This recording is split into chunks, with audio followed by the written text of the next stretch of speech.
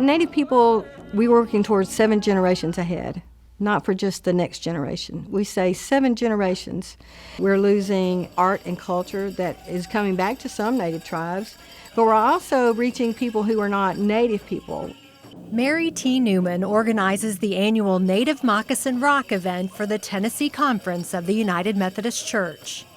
It's a time for education and celebration, and an opportunity for elders to pass on traditions. We still have 569 federally recognized tribes, plus state recognized tribes, and 363 languages. Then you have a lot of different traditions.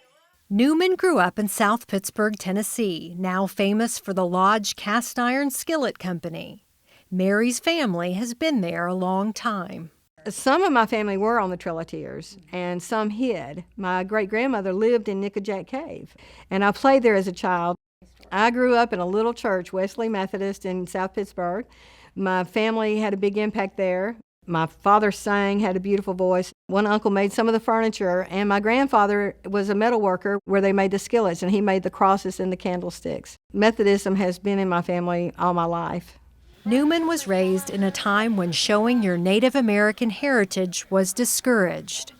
She's glad to see some United Methodist churches willing to embrace tradition.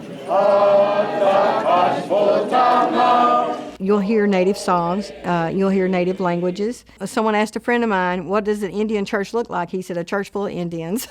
It's not necessarily all the things that somebody would say, well, put this on the wall or that on the wall. Your identity is not just a piece of something, it's all just within you. Every language has a word for somebody greater than us. It's been ingrained in us, I think, to be Methodist, and I like it. And I have friends who are traditional who say, but, you know, why do you have all these steps? You know, there's liturgy and all these readings, and I'm like, but ceremonies have that too.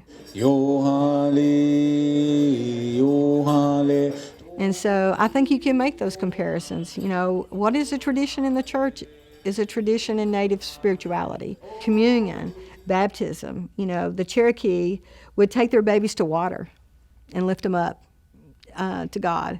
And so how close to baptism is that, you know?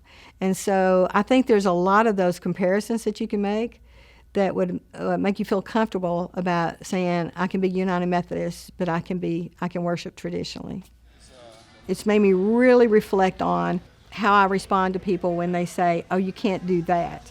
And I'll say, if Jesus were here, and I'm not saying he hasn't been here, he would use tobacco, sweetgrass, and sage and cedar because we didn't have olive trees. If you look at the book of James and you do a blessing with olive oil, but Native people might bless their home with tobacco and sweetgrass and sage and cedar because those are our traditional sacred items. And I think Jesus would have used that.